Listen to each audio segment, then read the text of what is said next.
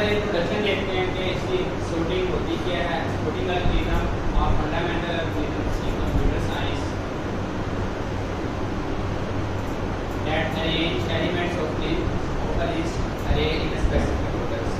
आपके पास कोई लिस्ट है, जैसे लिंक लिस्ट है, स्ट्रिंग लिस्ट है, अरे है, स्टैक है, या इसके अलावा कोई भी आपके पास किसी भी ऑर्डर में अगर कोई डाटा है तो आप उसको किसी एक असेंडिंग या डिसेंडिंग ऑर्डर में जो तरतीब देते हैं उसको बोलते हैं सॉर्टिंग। अच्छा, ये इसकी इम्पोर्टेंस क्या है? ये डेटाबेस मैनेजमेंट में यूज़ होती है, सर्च एल्गोरिथम्स के अंदर सॉर्टिंग का यूज़ होता है, डाटा एनालिसिस करने के लिए ऑपरेटिंग सिस्टम के अंदर। तो ये इसका बेसिक थोड़ा सा इंट्रोडक्शन है, यहाँ पर ये यूज़ होती है। तो हम यहाँ पर कंपैरिजन देखेंगे कौन सा एल्गोरिथम जो है वो बेस्ट है सॉर्टिंग के लिए। तो सबसे पहले है सिलेक्शन सॉर्ट। सिलेक्शन सॉर्ट क्या होता है? सॉर्ट ये भी टेक्निक है सॉर्टिंग की। इसमें क्या करते हैं हम? सबसे पहले मिनिमम नंबर फाइंड करते हैं अनसॉर्टेड अरे से।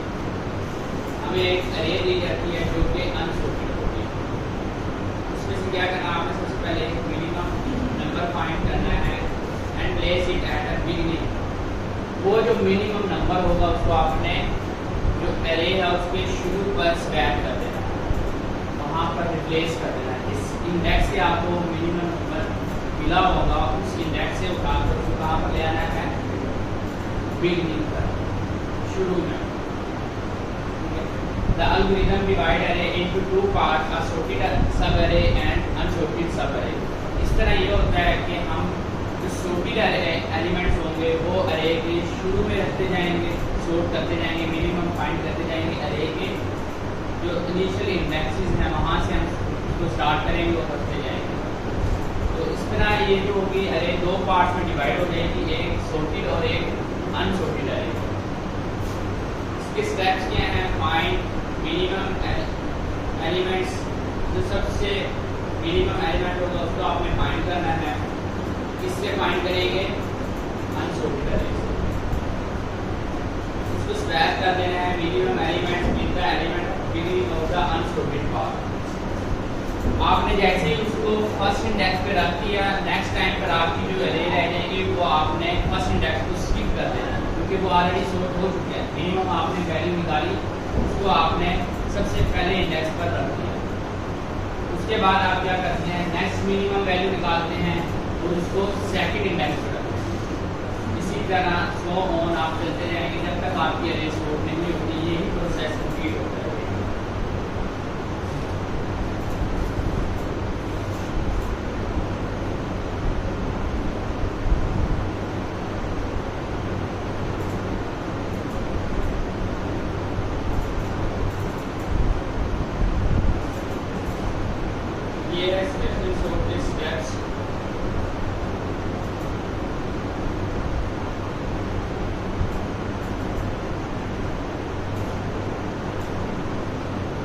आप देखें हमारे पास क्या है? एक एरे गिवन है जिसके अंदर कुछ एलिमेंट्स हैं। तो यहाँ पर अगर आप देखें तो जो मैक्सिमम ये अनसॉर्टेड एरे है ना, एक रैंडम नंबर है, ना ये असेंडिंग में है ना ये इस वक्त डिसेंडिंग ऑर्डर में। सॉर्टिंग करते इसीलिए कि आप इसको या तो असेंडिंग ऑर्डर में ले आए या इसको डिसेंडिंग ऑर्डर में। तो यहाँ पर आप देखें सबसे पहले आप एक मिनिमम नंबर फाइंड करते हैं फर्स्ट स्टेप में। वो मिनिमम नंबर क्या है इस वक्त? 11। तो इसकी जो पोजीशन बननी चाहिए वो फर्स्ट पर आना चाहिए। तो हम क्या करेंगे? जो 64 है ये 11 की जगह आ जाएगा, जो 11 है ये 64 की जगह आ जाएगा। तो अब अगर देखें तो हमारी ये इसमें इतना पार्ट अरे का ये एक सब अरे हम ये एक सॉर्टेड अरे होगी। तो ये वाली अरे जो है ये क्या होगी? अनसॉर्टेड अरे। अरे दो पार्ट्स में डिवाइड होगी। तो नेक्स्ट क्या होगा? हम सेकंड मिनिमम नंबर फाइंड करेंगे। अब हमने इसको नहीं छेड़ना, जो इंडेक्स हमारा सॉर्ट हो चुका है नेक्स्ट पार्ट में, हमने इसको नहीं नेक्स्ट टाइम देना।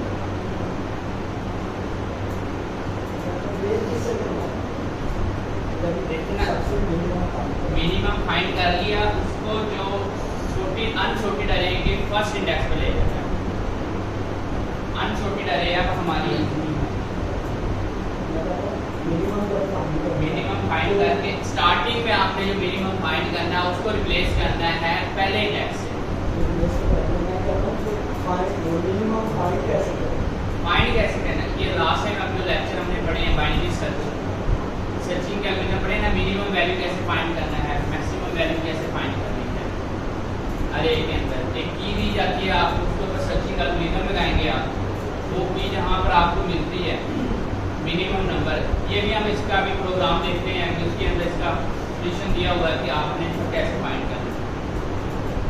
बाइनरी सर्च है, लीनियर सर्च है, सीक्वेंशियल सर्च है जिसको बोलते हैं। तो आप उस सर्चिंग ऑपरेशन लगाकर सबसे पहले तो एक मिनिमम नंबर निकालते हैं इसमें से। वो जो मिनिमम नंबर होगा उसको आपने कहाँ पर रख देना है, फर्स्ट इंडेक्स पर। तो इनिशियली जब हमने सॉर्टिंग स्टार्ट करनी है तो पहले इंडेक्स पर आएगा, उसके बाद जो हमारी अनसॉर्टेड अरे होगी उसके बाद आपने उसके फर्स्ट इंडेक्स पर रखते जाना है। अब ये हमारी सॉर्टेड अरे होगी, ये इतना ही बता दिया, ये एक सॉर्टेड अरे होगी। अब हमारी अनसॉर्टेड अरे कौन सी है, इतना पार्ट है इसका। तो अब इनमें से आप देखिए मिनिमम नंबर कौन सा है, मिनिमम 12 है। तो अनसॉर्टेड अरे का जो फर्स्ट इंडेक्स है वो कौन सा बनता है, 25 वाला, ये वाला इंडेक्स। तो आपने क्या करना है, इसको स्वैप कर देना है इसके साथ। मिनिमम नंबर 12 है, स्वैप हो जाएगा फर्स्ट इंडेक्स के साथ अनसॉर्टेड अरे के। तो ये 12 यहाँ पर आ जाएगा और 25 नेक्स्ट पर आ जाएगा। नेक्स्ट देखते हैं, अब हमारे दो इंडेक्स जो हैं वो सॉर्टेड हो चुके हैं। ऐसे ही अब पीछे कितने 3 इंडेक्स रह गए। अब यहाँ पर देखते हैं हमारे सॉर्टेड रहेगा, ये अनसॉर्टेड रहेगा। यहाँ पर हम क्या करेंगे, अगेन मिनिमम नंबर फाइंड करेंगे। मिनिमम नंबर क्या है, 22। इसका फर्स्ट इंडेक्स क्या है, 25 से स्वैप कर दें, प्लेस नहीं करना। प्लेस का मतलब है उसको पहले वाले को खत्म कर दें, इसको यहाँ पर। स्वैप का मतलब होता है उसकी जगह चेंज कर दें।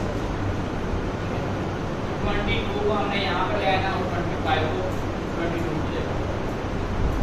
इजी है, समझ आ रही है।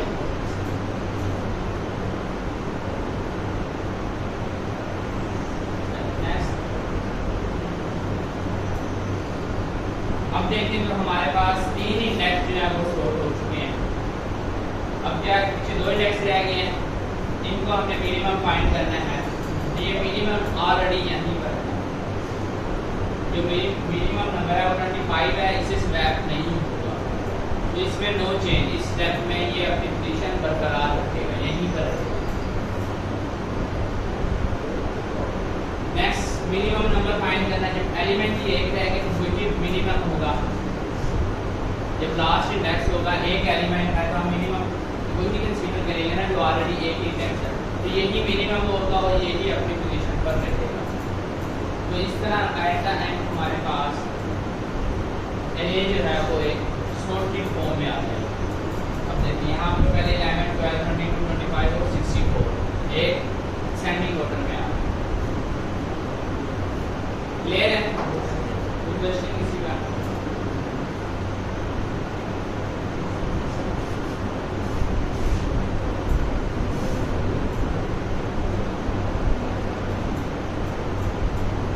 अच्छा, इसका हम आगे देखते हैं प्रैक्टिकल क्वेश्चन।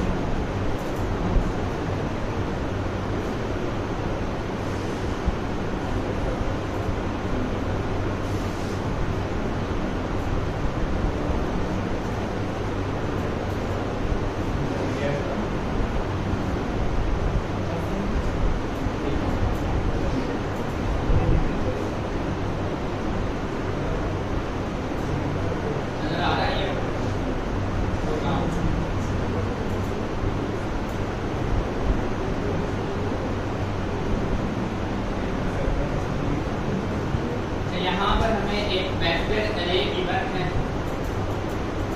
अरे का हमने क्या निकाल दिया है, साइज। लिख के बता दें इसका इस तरह समझ नहीं आती। इसके अगर हम ड्राई रन करके देख लेना आप लोग उसके बाद हम इसको इम्प्लीमेंट करते हैं। एक्चुअली ये होता है लैब के अंदर, इतना टाइम भी आप लोगों को पहले इसकी वर्किंग समझाना है। थ्योरी में आप लोगों को वर्किंग है, इम्प्लीमेंट करते जाओगे आप लोगों को उसकी भी समझ नहीं आएगी।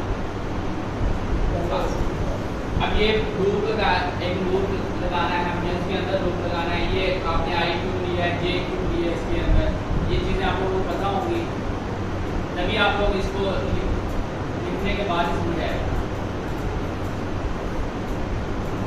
यहीं पर प्रैक्टिकल इसको हम रन भी करके देख लेते हैं। आप लोगों को एक अरे देंगे, हम यहाँ पर उसको अरे भी देखते हैं, इसके बाद ये इम्प्लीमेंट हुआ हुआ इसको समझना ही है।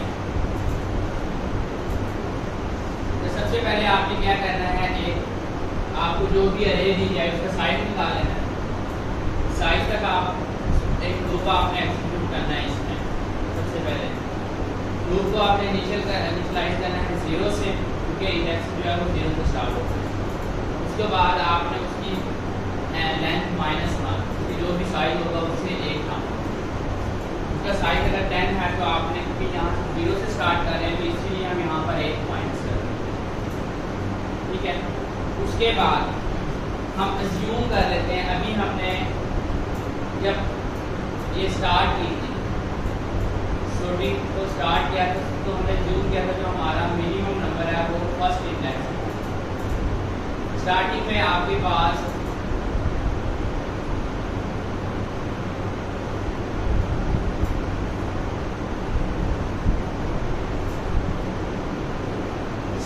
जब आपने एल्गोरिथम को स्टार्ट करना है तो आपने एक वैल्यू को सपोज कर लेना है कि वो आपका मिनिमम है। उसके बाद आपने उसको कंपेयर करना है।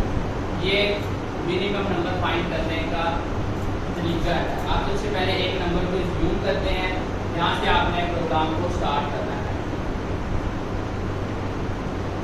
तो वो हमने मिनिमम नंबर यहाँ पर सपोज किया है, तो हमारे पास वो मिनिमम नंबर आई है। आई इंडेक्सेस है ना, आई अरे के, तो हमने सपोज कर लिया कि जो 0 इंडेक्स पर वैल्यू पर रखी गई है वो क्या थी 64। यहाँ पर हमारे पास मिनिमम नंबर के मिनिमम एक वैल्यू सपोज कर रहे हैं, आप कोई भी सपोज कर सकते हैं एक वैल्यू। आप वो फर्स्ट इंडेक्स कर लें, लास्ट इंडेक्स कर लें, तो मिडल वैल्यू कर लें। तो आपने एक जो इंडेक्स हमने कहा कि जो सपोज किया है वो क्या है आई। आई जो 0 इंडेक्स होगा, आई की वैल्यू जब लूप स्टार्ट होगा तो आई की वैल्यू क्या होगी 0। तो यहाँ पर क्या आएगा 0। 0 इंडेक्स पर क्या रखी गई है वैल्यू 64, ठीक है। अब आपने क्या करना है, एक लूप लगाना है और चेक करना है कि आपकी क्या इस 64 के अलावा कोई मिनिमम वैल्यू और है। वो चेक करने के लिए जो आपका जो क्वेश्चन था कि मिनिमम वैल्यू कैसे फाइंड करें, ये वो लूप है जो मिनिमम वैल्यू हमें फाइंड करके देगा। अब देखिए यहाँ पर आपने एक और लूप स्टार्ट करना है। एक तो लूप आपने चलाना है कि इंडेक्स निकालना है, आपने हर एक इंडेक्स लेना है। उसके बाद आपने मिनिमम वैल्यू फाइंड करनी है उस अरे के अंदर। अब यहाँ पर जे का आपने अनदर लूप जो है आपने स्टार्ट किया जे के साथ और उसको इनिशियलाइज कर दिया i+1 के साथ। ये बेसिक लॉजिक है। i+1 क्यों किया हमने,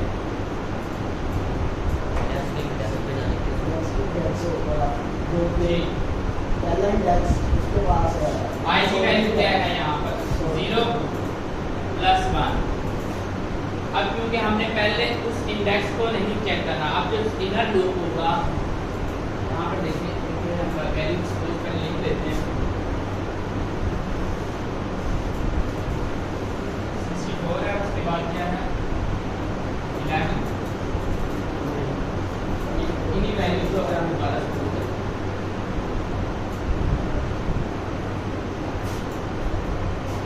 25, 12, 22 and 10।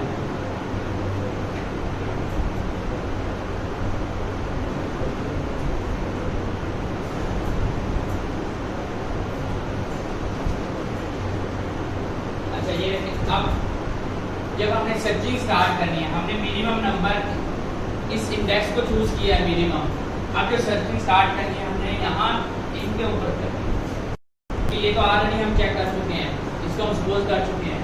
तो अब जो हमें चेक करना है कि क्या इन बाकी इंडेक्सेस के अंदर कोई मिनिमम नंबर है जो इससे छोटा हो।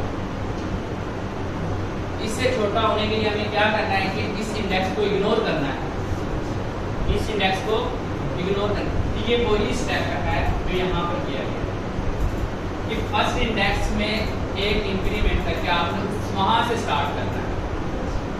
जीरो इंडेक्स को आप जीरो से नहीं स्टार्ट करना। अगर हम यहाँ पर ये कर रहे हैं उसका मतलब है कि आप जीरो से स्टार्ट करें, इसको अगेन कंपेयर करें। अगर हम इसको अगेन कंपेयर करते हैं तो इक्वली होगा ना, तो क्या होगा, टाइम ही ज़्यादा होगा, टाइम का फ्लेक्सिबिलिटी इंक्रीज होगी, रैम भी ज़्यादा यूज़ होगी, टाइम भी ज़्यादा यूज़ होगा। तो इसलिए आपने क्या करना है, इनको स्टार्ट करना है, वहाँ से करना है सेकंड इंडेक्स से, ठीक है। अब यहाँ पर क्या होगा, इसकी जे की वैल्यू क्या होगी 1, जे लेस देन इक्वल टू होना चाहिए n, जो इसका साइज है एरे का वो n है ना, तो वहाँ तक ये एग्जीक्यूट होना चाहिए। उसके बाद आपने कंपेयर किसको करना है, अरे ऑफ जे क्या है यहाँ पर 1, और अरे ऑफ मिनिमम क्या है, इंडेक्स क्या है 0 इंडेक्स है ना यहाँ पर, जो हमने सपोज किया था, अभी पीछे सपोज किया है कि यहाँ पर आई की अभी फर्स्ट आइटरेशन की बात कर रहे हैं, यहाँ पर इसकी वैल्यू क्या होगी 0। तो अब यहाँ पर हम देखते हैं कि अरे कि 0 इंडेक्स पर क्या रखी है वैल्यू 64, और अरे ऑफ जे इंडेक्स पर क्या रखी गई है वैल्यू 25। क्या ये कंडीशन ट्रू है, 25 लेस देन है, लेस देन है तो ये कंडीशन ट्रू। इसके अंदर हम आएंगे, अब यहाँ पर क्या होगा, जे की वैल्यू क्या है इस वक्त, अब हमने जे की वैल्यू क्या है 1, तो अब हमारा मिनिमम इंडेक्स कौन सा हो जाएगा, पहले हमने मिनिमम इंडेक्स किसको सपोज किया था 64 को, अब हम मिनिमम इंडेक्स किसको सपोज कर रहे हैं जे को, जे इंडेक्स पर क्या रखी गई है वैल्यू 25। तो अब हमारा मिनिमम नंबर क्या हो गया 25। क्लियर है, ये था हमारा मिनिमम नंबर फाइंड करने का तरीका। अभी यहाँ पर हमें नहीं रुकना, अभी आप देखेंगे क्या 25 के अलावा भी कोई मिनिमम हो सकती है वैल्यू, तो वो लूप दोबारा ही एग्जीक्यूट होगा। अब यहाँ पर जे की वैल्यू क्या हो जाएगी, सॉरी पहले 0, ये स्टार्ट आंसर होगा जे 1 से, तो अब जे की वैल्यू क्या हो जाएगी 2, जे की वैल्यू 2 हो जाएगी। अब हम चेक करेंगे अरे जे की वैल्यू क्या है 2, सेकेंड इंडेक्स की वैल्यू, अब जो मिनिमम लास्ट टाइम पर हमने सपोज की थी वो इंडेक्स कौन सा था, वो इंडेक्स 1 था ना लास्ट टाइम, तो अब यहाँ पर इंडेक्स क्या होगा 1। अब देखना है कि आपने जो सेकेंड इंडेक्स की वैल्यू जो लास्ट में हमने मिनिमम वैल्यू निकाली थी, क्या उससे ये सेकंड वाली अगेन छोटी है या नहीं, मिनिमम वैल्यू है। अब इसकी वैल्यू क्या है सेकंड इंडेक्स पर 12, फर्स्ट इंडेक्स पर 25, 12 less then 25, condition again true होगी, हम इसके अंदर आएंगे। अब हम मिनिमम वैल्यू किसको सपोज करेंगे, जो ये वाला इंडेक्स होगा जे इंडेक्स, तो यहाँ पर अब हमारा अब मिनिमम वैल्यू क्या हो जाएगी यहाँ पर 12, समझ आ रही है। अच्छा आगे चलते हैं, अब आई की वैल्यू क्या हो गई 3, नेक्स्ट इंडेक्स में नेक्स्ट स्टेप में या आइटरेशन में आई की वैल्यू क्या हो जाएगी 3। अब अगेन हम चेक करते हैं क्या अरे ऑफ थर्ड जो इंडेक्स है वो मिनिमम जो लास्ट टाइम इंडेक्स क्या था, मिनिमम वैल्यू का लास्ट इंडेक्स 2 था, 2 पर क्या वैल्यू थी 12, बी पर क्या है वैल्यू है 22, ये कंडीशन ट्रू है, ट्रू है, बोल है। तो अब जो हम ये है इसकी अब जो है ये जे की वैल्यू मिनिमम को नहीं देंगे। अंडरस्टूड है, जब जे है ही फिर लेस देन ऑलरेडी जो नेक्स्ट इंडेक्स है वो जे का नेक्स्ट इंडेक्स है वो ग्रेटर देन है हमारे मिनिमम नंबर से। तो अब हमें इसके अंदर जाने की जरूरत नहीं है। इसके अंदर हम तभी जाएंगे कि हमारा जो ऑलरेडी मिनिमम नंबर है उससे अगर कोई मिनिमम नंबर आ जाए तो आप उसको अगेन उसको कहेंगे कि ये अब हमारा मिनिमम। तो अब नेक्स्ट इंडेक्स में क्या होगा, जे की वैल्यू 4 और यहाँ पर क्या होगा 4 इन x और मिनिमम क्या था लास्ट टाइम 2 इन x है ना लास्ट टाइम।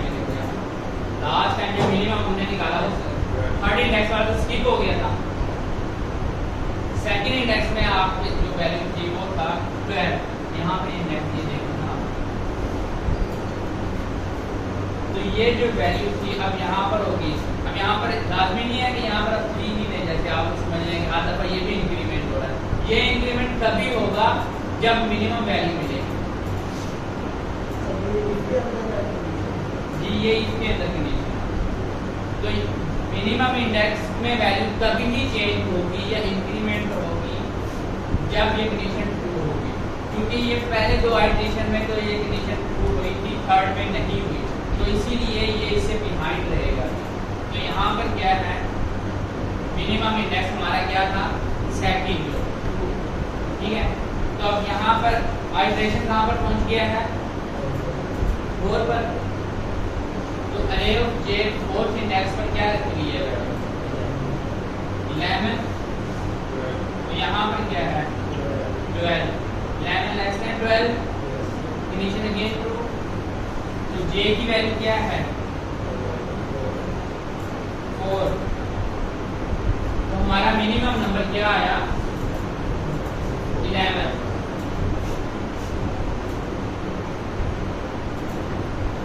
क्लियर, ये हमारा एक आइटरेशन मुकम्मल हो गया। आउटर लूप का एक आइटरेशन मुकम्मल हो गया। इनर लूप मुकम्मल कंप्लीट हो चुका है, उनका सारे इंडेक्स कंप्लीट हो चुके हैं। एन की वैल्यू क्या है यहाँ पर, इसके साइज कितना इसका साइज होगा। तो हमें मिनिमम नंबर क्या मिला इसमें, मिनिमम नंबर हमें क्या मिला 11। जो फंक्शन देता है इसमें वो इंडेक्स के अकॉर्डिंग देता है या नंबर के अकॉर्डिंग देता है? वो डिफरेंट फंक्शन पे डिपेंड करता है। कुछ फंक्शन जो है आपको इंडेक्स भी देते हैं, कुछ जो है वो आपको टोटल नंबर देते हैं। जैसे अभी हमने n-1 किया है तो उसका मतलब ये है कि वो 1 से स्टार्ट करके काउंट करके देता है, यानी कि उसकी जितना साइज होगा वो साइज देता है। वैसे बेसिक जो मैथ का फंक्शन है सीखा वो नंबर देता है या इंडेक्स के वो नंबर देता है टोटल कितने मतलब 5 देता है जैसे जी आप आगे समझ आ गई है। अच्छा यहाँ तक हम इस लूप ने हमें मिनिमम नंबर फाइंड करके दिया। मिनिमम नंबर में क्या मिला 11। अब चलते हैं इस लूप से बाद, हमें नंबर मिल गया है मिनिमम नंबर। अब इसका करना क्या है, नेक्स्ट स्टेप में इसको कैसे यूज करना है वो यहाँ पर देखें। जब मिनिमम नंबर मिल गया, हमने इस एल्गोरिथम के स्टार्ट में पढ़ा था कि जैसे ही आपको मिनिमम नंबर मिले उसको कहाँ पर स्वैप कर दें, फर्स्ट इंडेक्स के साथ। तो वो फर्स्ट इंडेक्स कौन सा होगा, अरे आई इंडेक्स 0 इंडेक्स है ना। तो जो मिनिमम इंडेक्स आपको मिला किस इंडेक्स पर मिला है 4 इंडेक्स पर। मिनिमम में आई से मिनिमम इंडेक्स हम इंडेक्सेस स्टोर कर रहे थे यहाँ पे ये उस लूप के बाद में आ गया इसीलिए तो हमने ये वेरिएबल का यूज किया है। जैसे ही मिनिमम इंडेक्स हमें मिला हमने एक वेरिएबल मिनिमम इंडेक्स के अंदर उस वैल्यू को स्टोर कर दिया। सर वो लूप के अंदर आ तो लूप के अंदर वाली वैल्यू बाहर वाले को कोई जाके लेना पड़ेगा। अंदर वाली वैल्यू में अंदर कहीं तक यूज हुई है, लेकिन हमने इसीलिए वेरिएबल का यूज किया है कि लूप की जो अंदर वाली वैल्यू है लास्ट टाइम पर वो हमें बाहर यूज करनी है लूप से। तो इसलिए हमने क्या किया कि उस जो अंदर वैल्यू थी जे, लास्ट टाइम पर जो जे की वैल्यू होगी वो मिनिमम वैल्यू होगी, वो मिनिमम वैल्यू हमने मिनिमम इंडेक्स के अंदर स्टोर किया। अब ये जे जो है इसको हम यहाँ पर यूज नहीं कर सकते।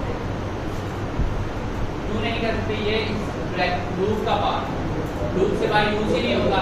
अब ये जे की वैल्यू अगर हमने यूज करनी है तो इसीलिए हम क्या करते हैं कि इसको एक वेरिएबल में स्टोर करते हैं। और ये वेरिएबल क्या होता है? ग्लोबल वेरिएबल होता है। ये देखिए, ये वेरिएबल हमने लूप से बाहर, हमने इस वेरिएबल को लूप से बाहर रखा, इसीलिए रखा क्योंकि लूप से बाहर रखेंगे तो लूप से बाहर यूज कर सकते हैं। अगर हम इसको लूप के अंदर रखेंगे तो ये हम बाहर यूज नहीं कर सकते। ठीक है, अब स्वैप का फंक्शन है, आपको पता है स्वैप कैसे होती है? स्वैपिंग फंडामेंटल प्रोग्रामिंग रिमाइंड करें। दो वैल्यू को स्वैप करने के लिए क्या करते हैं? एक टेम्प वेरिएबल लेते हैं, उसमें एक वैल्यू को स्टोर करते हैं, फिर दूसरी वैल्यू को सपोज करें आपके पास ये एक वेरिएबल है, दो वैल्यू आपने स्वैप करनी है, तो आप इसमें इसको आप क्या करते हैं? सपोज कर लेते हैं अरे आई जो इंडेक्स है ये आपका क्या है? टेम्प। अब ये वैल्यू, इसकी जो वैल्यू है ये आपके पास एक कंटेनर में स्टोर हो गई है। अब आप इसको रिमूव कर सकते हैं इसके अंदर से, क्योंकि ये आपने सेव कर लिया है। तो आप क्या करते हैं कि इस इंडेक्स पर जो आपने वैल्यू को रखना है उसको रख देते हैं, क्योंकि इसकी वैल्यू पहले हमने सेव कर दी, वो हमने कर दी है। तो वो हमें किससे रिप्लेस करनी है? जो मिनिमम इंडेक्स होगा अरे का, जो मिनिमम इंडेक्स का वो आपने अरे आई पर रख दिया। अब इस इंडेक्स पर आपने क्या रखना है? 10।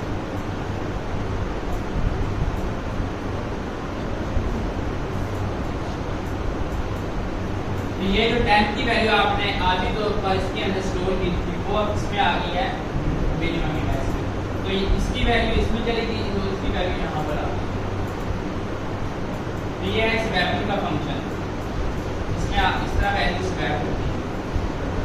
तो यहाँ पर क्या हुआ कि फर्स्ट इंडेक्स आइटरेशन के बाद जो मिनिमम इंडेक्स हमें मिला वो 4 था, और जो हमारे पास करंट आइटरेशन था वो 0 था। तो अब जो फर्स्ट इंडेक्स पर वैल्यू किसकी चली जाएगी?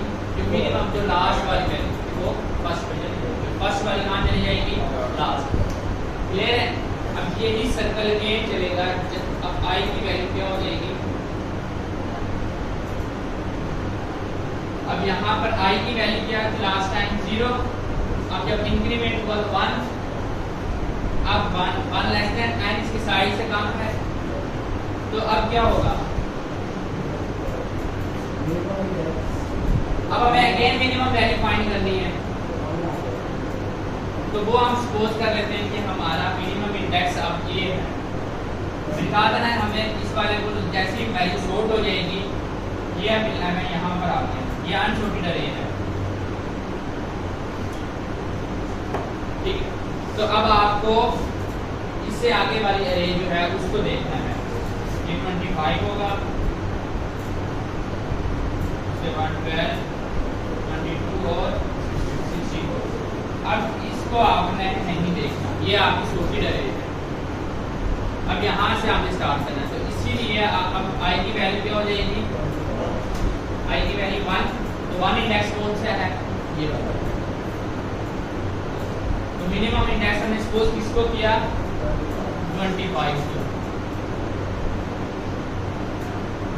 ठीक है, अब वही रेपिटेशन दोबारा होगी। आई की वैल्यू जे को हमने कहाँ से स्टार्ट करना है? अब इससे आगे वाले, इसको तो हमने मिनिमम सपोज कर लिया है ना, तो अब हम इससे स्टार्ट करेंगे। तो ये क्या होगा? हमारा सेकंड एलिमेंट, ये थर्ड रैंक, ये। तो अब यहाँ पर क्या करते हैं हम? i+1, इसमें एक इंक्रीमेंट करते हैं तो क्या हो जाएगा? 2। अब यहाँ पर हम चेक करते हैं, ये कंडीशन 2 है, लेस देन है इससे, तो j की वैल्यू क्या होगी? 2। मिनिमम इंडेक्स क्या था? 1 मिनिमम इंडेक्स क्या था 1 तो 1 इंडेक्स पे क्या वैल्यू है 25 2 इंडेक्स पे क्या वैल्यू है 12 less than equal to definition true तो मिनिमम अब हमारा क्या हो जाएगा मिनिमम जे की वैल्यू क्या है जे की वैल्यू क्या है यहाँ पर अब क्या आ जाएगा 2 आई की वैल्यू 1 थी 1 प्लस 2 तो जे की वैल्यू क्या हो गई थी 2 यहाँ पर आ जाएगा मिनिमम इंडेक्स ऑफ हमारा तो 2 इंडेक्स पर हमारी वैल्यू क्या स्टोर है 12 समझ आ रही है इसी तरह अब ये लूप चलता जाएगा और मिनिमम वैल्यू निकालते जाएंगे जब ये लूप लास्ट एंड होगा तो मिनिमम हमें क्या वैल्यू मिलेगी इसमें 12 अब इसके बाद वाले जितने भी आइटरेशन है वो फॉल होंगे ऐसे ही नेक्स्ट देख लेते हैं जे की वैल्यू क्या होगी यहाँ पर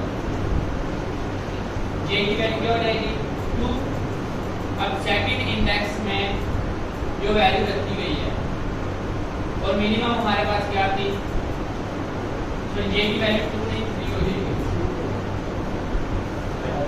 आई प्लस होगा तो जे की वैल्यू क्या हो जाएगी 3 थर्ड इंडेक्स पर क्या वैल्यू रखी गई है 22 मिनिमम हमारा क्या था 12 कंडीशन फॉल्स अब नेक्स्ट आइटरेशन में जब आई की वैल्यू क्या होगी 4 फिर यहाँ पर क्या आ जाएगा 64 ये भी कंडीशन 4 तो हमें मिनिमम नंबर क्या मिला 12 तो अब इस मिनिमम का क्या करना है स्वैप लूप से बाहर आए वो जो मिनिमम नंबर मिला आपने क्या करना है इसको अगेन स्वैप करते हैं तो अब आपके कितने इंडेक्स यहाँ पर आ जाएंगे 11 12 उसके बाद क्या आएगा 22 और 25 एंड 64 तो आपके कितने इंडेक्स सॉर्टेड हो चुके हैं 2 इंडेक्स यही प्रोसेस रिपीट होता रहेगा अगेन एंड अगेन और आपको पूरी अरे जो है वो सॉर्ट हो जाएगी जी स्वैप का ये फंक्शन है मैंने आपको बता दिया कि स्वैप किस तरह वर्क करता है अच्छा अब हम इसकी देखते हैं कि टाइम कॉम्प्लेक्सिटी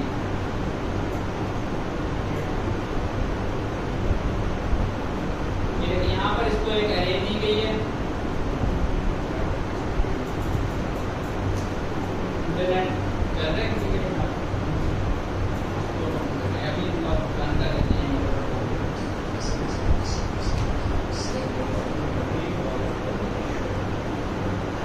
कोई कर लेते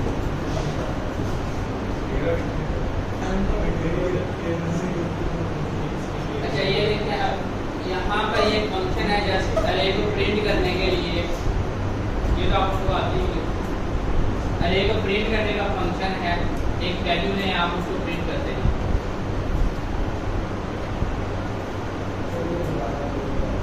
दूसरा ये वाला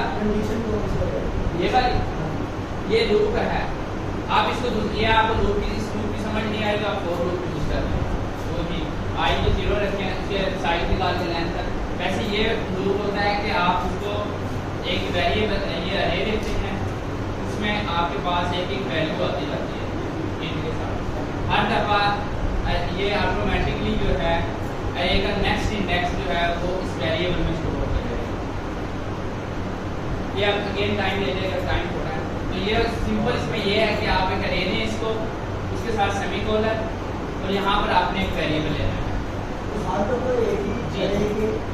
ये खुद अरे का नेक्स्ट इंडेक्स कैलकुलेट कर रहा है वो वैल्यू जो नेक्स्ट इंडेक्स की होगी वो किसमें स्टोर होगी वैल्यू तो वो आप प्रिंट करते हैं यहाँ पर वैल्यू उसके बाद है स्पेस ये कॉन्कैटिनेट के साथ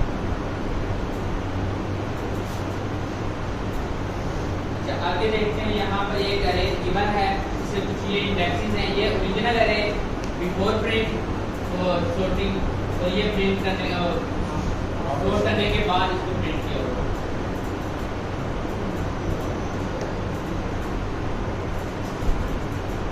ये कंपाइल इस टाइम कर रहा है, इसको देखते हैं। अभी हम इसको वैल्यू डिफरेंट लेकर भी देते हैं। ये सॉर्टेड हो गई अरे, अब कोई वैल्यू और दें यहाँ पर।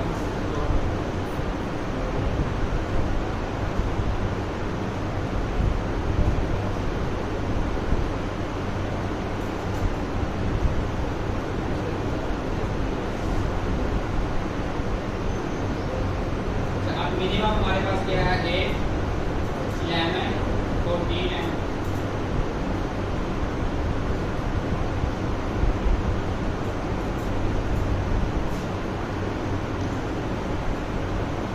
मिनिमम अब हमारे पास क्या है, 8, 11, 14, 15 एंड 20।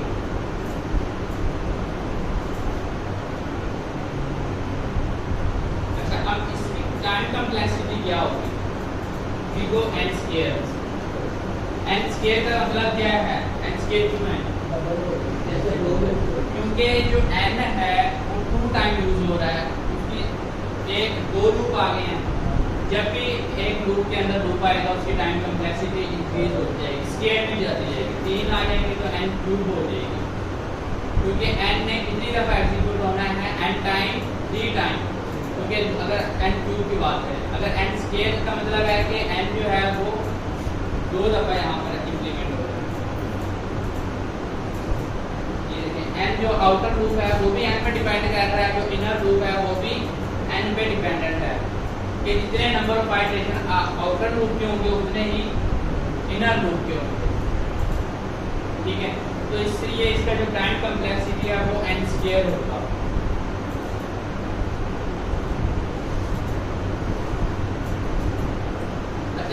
अगर हम देखें इसका बेस्ट केस में भी इसका n स्केयर है, वर्स्ट केस में भी n स्केयर रहेगा।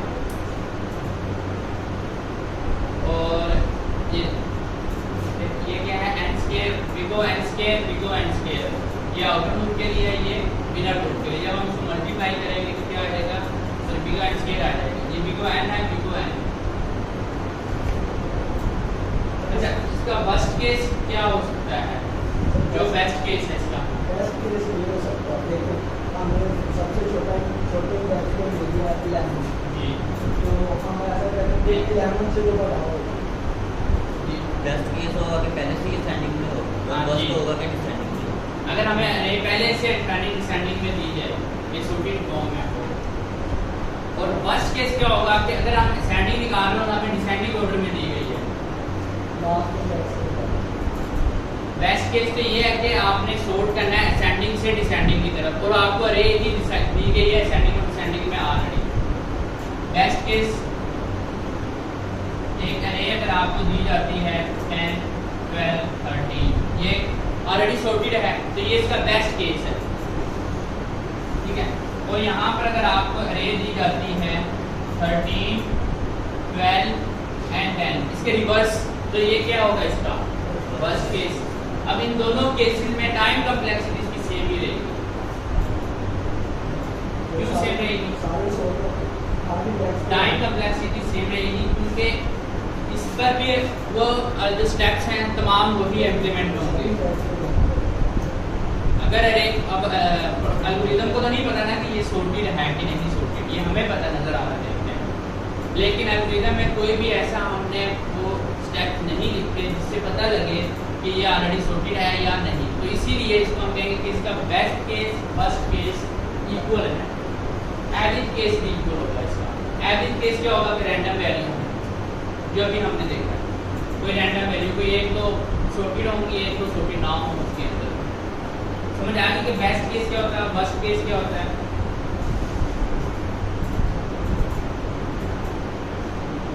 इसके एडवांटेजेस क्या हैं? इजी टू अंडरस्टैंड, इम्प्लीमेंट करना आसान है इसको। ये क्या है? इसकी स्पेस कॉम्प्लेक्सिटी बिगो कॉन्स्टेंट है, जो एक n की वैल्यू एक दफ़ा हम देंगे वो भी देखेंगे इसमें। जो हम वेरिएबल एक दफ़ा हमने यूज़ कर लिए हैं, मेमोरी जो है वो ही रहेगी, नेक्स्ट इंक्रीज नहीं होगी। एक होती है प्रोग्राम चलता रहे और मेमोरी साथ साथ इंक्रीज होती है, तो उसके लिए बिग O n हम लेंगे। यहाँ पर क्या होगा कि बिग O कांस्टेंट का मतलब ये है कि जो एक प्रोग्राम स्टार्ट हुआ, जो मेमोरी उसमें रिजल्ट उस वक्त भी, प्रोग्राम क्लोज होते वक्त भी मेमोरी उतनी ही रहेगी। उसमें n की वैल्यू इंक्रीज होने पर स्पेस जो है वो ज़्यादा नहीं। सॉर्टेड में इसमें क्या टाइम कॉम्प्लेक्सिटी इसके लिए से डिसएडवांटेज है कि अगर हमें एक अरे ऑलरेडी सॉर्टेड दी गई है तो ये उसके लिए भी उतना ही टाइम लगा रहा है जितना कि एक अनसॉर्टेड अरे के लिए लगा रहा है। तो ये इसका क्या हो गया है डिसएडवांटेज। इसलिए इसमें क्या है बिग O n स्केयर। तो ये स्लो है, क्विक सॉर्ट और मर्ज सॉर्ट, ये भी आगे टेक्निक्स हैं।